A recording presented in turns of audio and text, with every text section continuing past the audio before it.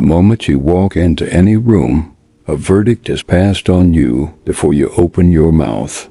Not based on your resume, not based on your intentions, not based on what you believe you deserve. The verdict is based on something you decided about yourself a long time ago, probably without realizing you made the decision at all. And here is what no one tells you. That decision is visible. It leaks out of your posture, your eye contact, the speed at which you speak, the way you respond when someone cuts you off mid-sentence. The world reads that decision off you like a barcode, and then it treats you accordingly. This is not a metaphor. This is the operating system running underneath every social interaction you have ever had.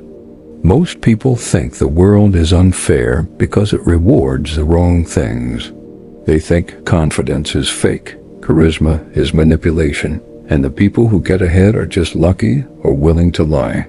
And some of that is true. But what they miss is the mechanism. They miss the fact that the world is actually responding to something real, something you are broadcasting every second of every day. The question is whether you know what signal you are sending. Because right now, as you are watching this, there is a frequency you are operating on. And that frequency is determining more of your life than your skills, your effort, or your intelligence ever will. Let me tell you what the internal decision actually is. It is not a choice you made consciously. It is not something you wrote down in a journal or announced to yourself in the mirror. The decision is this: whether you believe at the deepest level that you have the right to take up space in this world. Not whether you deserve success, not whether you are a good person. Whether you believe you have the fundamental right to exist loudly, to want things, to pursue them without apology, and to look another human being in the eye without flinching. That is the decision.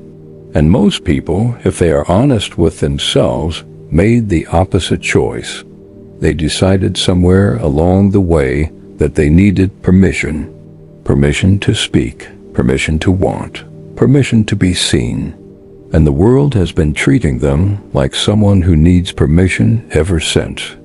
I want you to think about the last time you were in a room with someone who clearly did not need permission from anyone. Maybe it was a boss, maybe it was someone you hated, maybe it was someone you admired. Think about how they moved, how they spoke, how they occupied silence without rushing to fill it. Now think about how the room responded to them. People made space. People listened longer than they would have listened to you. When that person expressed displeasure, it meant something. When they approved of something, it felt like a reward.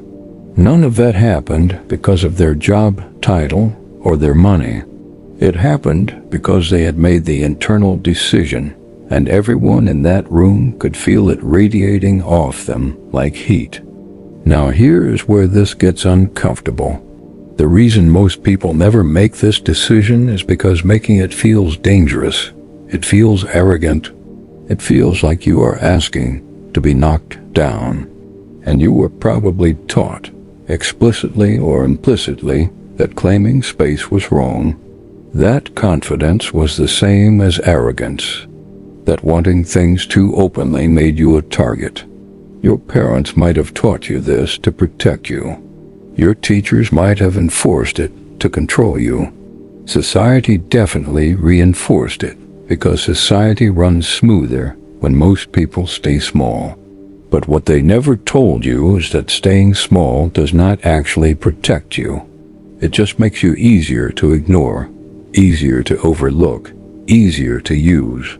Let me give you a concrete example of how this plays out. Two people apply for the same job. Same resume, same qualifications, same interview questions. One of them walks in like they are auditioning, like they need to prove they belong there, like the interviewer is doing them a favor by giving them 30 minutes. The other one walks in like they are evaluating whether this company deserves their time. Not arrogant, not rude, just operating from a fundamentally different premise. The first person is asking for permission. The second person has already decided they do not need it. Now, who do you think gets the call back? Who do you think gets offered more money? Who do you think the interviewer remembers 2 weeks later when they are making their final decision? This is not about faking confidence. The interviewer can smell fake confidence. This is about what you actually believe when no one is watching. The internal decision is not a trick you can perform. It is a position you take up residence in. And the reason most people cannot fake it is because their body knows the truth. When you have not made the decision, your nervous system betrays you. Your voice gets slightly higher when you are challenged. Your eyes drop a fraction of a second too soon. You laugh at jokes that are not funny because you want to be liked. You over-explain yourself because you are afraid of being misunderstood. You apologize for things that do not require an apology. All of these micro-behaviors add up into a signal, and that signal says one thing: I am not sure I belong here. And the world, being efficient if nothing else, responds by confirming your suspicion. Here is something that will disturb you if you let it. The people who have made the internal decision are not necessarily better than you. They are not smarter, they are not more moral, they are not more deserving. Some of them are idiots. Some of them are terrible people. But they made the decision, and you did not. And so they get treated like they matter, and you get treated like you need to earn the right to matter. This is the brutal arithmetic of social reality. The world does not care about fairness, it cares about signals. And the signal of internal permission is the most powerful signal a human being can broadcast. Now I need to explain something crucial, because this is where most self-help garbage goes wrong. The internal decision is not positive thinking. It is not affirmations. It is not telling yourself you are special, while your life provides daily evidence that you are not. The internal decision is closer to a war declaration than a pep talk. It is looking at your own history, your own failures, your own limitations, and saying, none of that changes the fact that I have the right to exist loudly in this world. It is not about ignoring reality. It is about refusing to let reality determine your fundamental orientation to yourself. Do you understand the difference? Positive thinking says pretend things are good. The internal decision says things might be terrible, and I still refuse to shrink. Let me tell you about a type of person you have definitely encountered. This is the person who has talent, who has potential, who has everything they need to succeed, but somehow never does. Every opportunity turns to dust in their hands. Every relationship eventually fails. Every project starts strong and then collapses, and they cannot figure out why. They work hard, they study, they try all the right strategies, but nothing sticks. This person has not made the internal decision. On some level, they do not believe they are allowed to have what they want, and so they unconsciously sabotage every path forward. They push people away right before things get serious. They procrastinate on the tasks that would actually change their lives. They pick fights at the exact moment when peace would serve them better. This is not weakness. This is the absence of the internal decision expressing itself through behavior. Now, let me tell you about the opposite. This is the person who has fewer advantages, less talent, more obstacles, and somehow keeps winning anyway. Not always, not perfectly, but consistently enough that you start to wonder what they know that you do not. What they know is this: they decided they have the right to want things, and they decided they have the right to pursue those things without apology. That decision creates a kind of momentum. Opportunities start to appear because they are looking for them with eyes that are not clouded by self-doubt. Relationships improve because they are no longer approaching people from a position of need. Conflicts become easier because they are no longer terrified of being seen as difficult. The internal decision changes everything downstream, not by magic, but by physics. I want to talk now about what it actually feels like to make the decision, because this is where it gets real.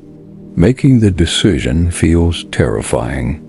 It feels like standing naked in front of people who might reject you. It feels like claiming something you have not earned yet. It feels like arrogance, like overreach, like you are asking the universe to punish you for getting too big for your station. That feeling is the exact sign that you are doing it right. The fear is not a warning that you are going too far. The fear is the perimeter of your current identity trying to keep you contained. Everyone who has ever made the internal decision has felt that fear. The difference is they made the decision anyway. Here is a practical way to think about this. Every time you enter a social situation, you are either auditioning or you are arriving. Auditioning means you're trying to prove you belong. Arriving means you have already decided you belong, and now you're just figuring out whether you want to stay. Most people spend their entire lives auditioning. For jobs, for relationships, for friendships, for respect from strangers they will never see again. They are constantly performing, constantly seeking approval, constantly adjusting themselves to fit what they think others want. And the exhaustion of that performance is what burns people out by 30. Arriving is different. Arriving means your belonging is not up for debate. You already settled that question internally. Now you are simply present, observing, deciding what you want to do with the situation in front of you. Let me give you an example of how this plays out in conflict, because conflict is where the internal decision becomes most visible. Two people are in an argument. One of them has made the internal decision, one of them has not. Watch how differently they behave. The person who has not made the decision gets defensive. Their voice rises. They start justifying themselves, explaining themselves, trying to prove they are right. They are terrified of being wrong because being wrong feels like evidence they do not deserve to be there. The person who has made the decision is calm, not because they are suppressing their emotions, but because their identity is not on the line. They can afford to be wrong. They can afford to listen. They can afford to change their mind without feeling like they have lost something fundamental. This is why the internal decision is not arrogance. Arrogance is a defense mechanism. The internal decision is security. Now here is something you need to understand about how other people respond to the internal decision. They do not respond consciously. They do not think, this person has decided they have value, therefore I will treat them better. The response happens beneath the level of thought. It happens in the ancient parts of the brain that evolved to read social signals before language existed. When you have made the internal decision, you move differently. You breathe differently. Your nervous system operates at a different frequency, and other people's nervous systems pick up on that frequency and respond accordingly. This is why you cannot fake it. Your conscious mind can say whatever it wants. Your body will tell the truth. I want to address something directly now because I know some of you are thinking it. You are thinking, this sounds like manipulation. This sounds like learning to trick people into respecting you. And I understand why you might think that, because most advice in this space is about manipulation. But what I am describing is the opposite of manipulation. Manipulation is trying to control how others perceive you. The internal decision is changing how you perceive yourself. Manipulation comes from a place of need, from wanting something from others. The internal decision comes from a place of security, from no longer needing others to validate your existence. People can feel the difference. They can smell manipulation from across the room. They can also feel genuine internal security, and they respond to it with something close to relief. Let me tell you about the tax you pay when you have not made the internal decision. The tax is this: you are constantly managing other people's perceptions of you. Every conversation becomes an opportunity to make a good impression or a risk of making a bad one. Every email is drafted and redrafted to make sure it sounds right. Every interaction is followed by hours of replaying it in your head, wondering what they thought of you, wondering if you said the wrong thing. This is exhausting. This is a full-time job on top of whatever your actual job is. And the worst part is that it does not even work. People can feel when you are managing their perception. They can feel the inauthenticity. They can feel the need radiating off you. And they respond to that need not with sympathy, but with contempt. Here is the alternative. When you make the internal decision, you stop managing perceptions. You stop caring, on a fundamental level, whether every single person approves of you. This does not mean you become a jerk. This does not mean you stop caring about others. It means your sense of self is no longer dependent on external validation. And paradoxically, this is when people start validating you more. Because people are drawn to those who do not need them. People respect those who have already decided their own value. People trust those who are not constantly trying to prove themselves. The internal decision makes you more likable, not less, because it makes you less desperate. Now I need to tell you the hardest part of making the internal decision. The hardest part is that your current identity will fight you. Your current sense of self was built on the premise that you need permission. Every habit, every pattern, every automatic response is designed to keep you small, to keep you safe, to keep you from claiming too much. When you try to make the internal decision, everything inside you will resist. You will feel like a fraud. You will feel like you are pretending to be something you are not. You will feel like you are one step away from being exposed. This is normal. This is the old identity protecting itself. The only way through is to keep making the decision anyway, over and over, until the new identity becomes more real than the old one. Let me give you something concrete to do, because philosophy without action is just entertainment. The next time you walk into a room, any room, I want you to pause for 2 seconds before you enter. In those 2 seconds, I want you to consciously decide that you belong there, not hope you belong, not try to prove you belong. Decide. Make it a statement, not a question. Walk in with that decision already made. Watch how your body changes.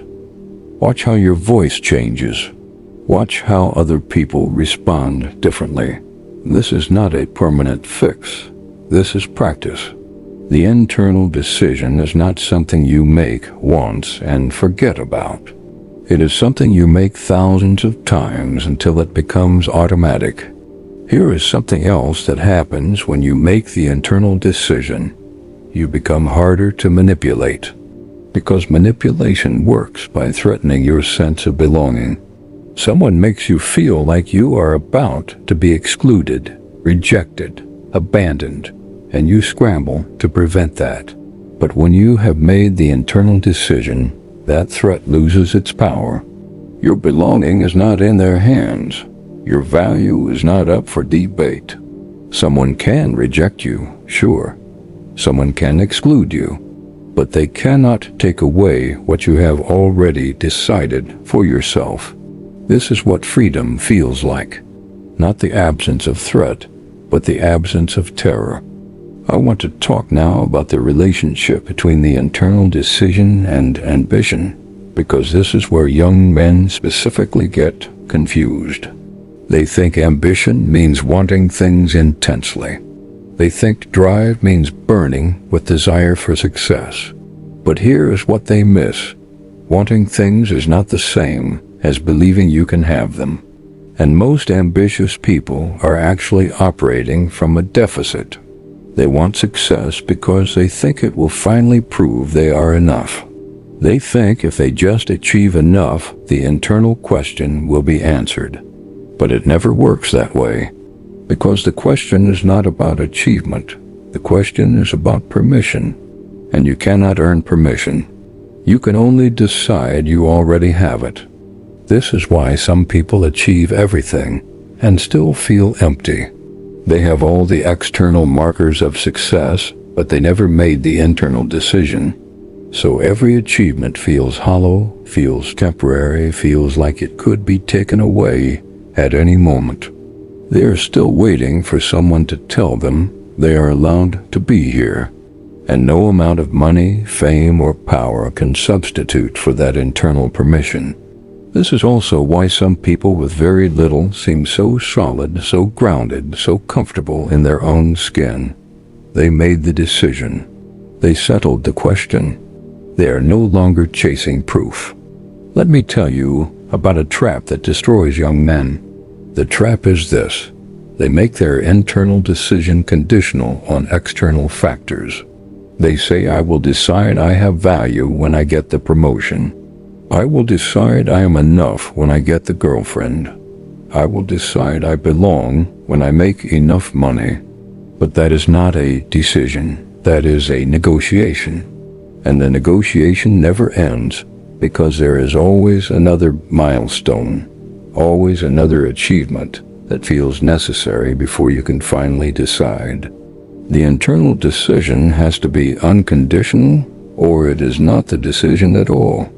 You have to make it now, before you have achieved anything, before you have any proof, before anyone else agrees. That is the whole point. You are deciding, not demonstrating.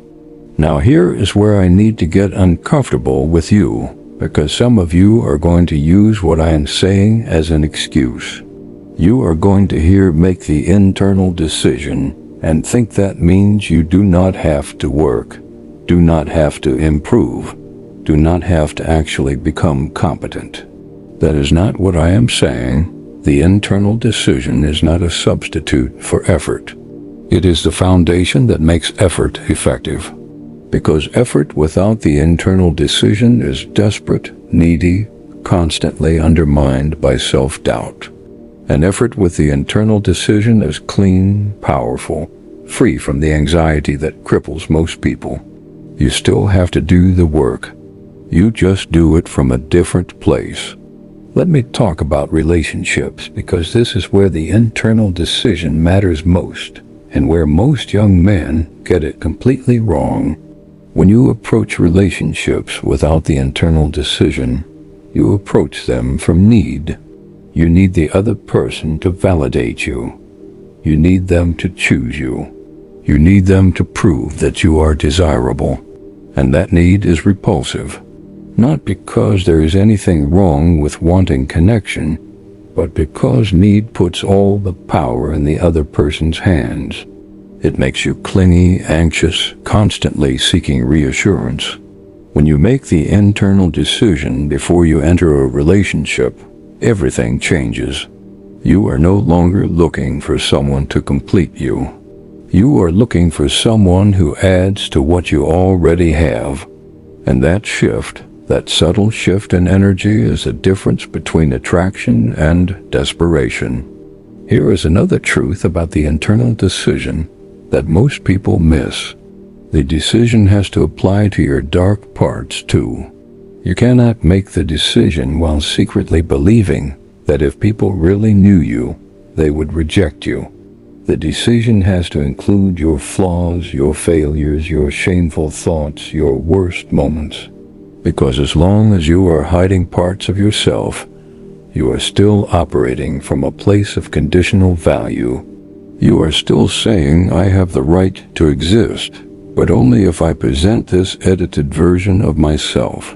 And that is not the decision. That is just a more sophisticated form of seeking permission. Let me tell you what happens when someone makes the unconditional internal decision. They become dangerous. Not dangerous in a violent sense. Dangerous in the sense that they cannot be easily controlled. They cannot be easily manipulated. They cannot be easily pushed into doing things they do not want to do. Because all the usual leverage, the threat of rejection, the promise of approval, the fear of being alone, none of that works on someone who has already decided their own value. This is why the internal decision is so rare. This is why society discourages it. This is why you are taught to wait for permission. Because people who do not need permission are hard to manage. They are hard to exploit. They are hard to keep in line. I want to end with something important. The internal decision is not a belief. Beliefs can be argued with, undermined, destabilized. The internal decision is closer to a position you take, like taking a physical stance. You plant your feet. You face in a particular direction. You do not need to justify it or defend it or prove it. You just occupy it. And from that position, everything else becomes possible. The world will keep testing you. People will keep trying to convince you that you need their permission. Circumstances will keep suggesting that you should shrink. Let them. Stand where you stand. The decision is already made. What I have given you today is not motivation. It is not inspiration. It is a blueprint for a fundamental shift in how you operate in the world. But a blueprint is worthless unless you build something with it. So the only question that matters now is this. Are you going to keep waiting for permission, or are you going to decide? The room you walk into tomorrow will not know the difference, but you will. And eventually, slowly, and then all at once, the world will start responding to who you have decided to be.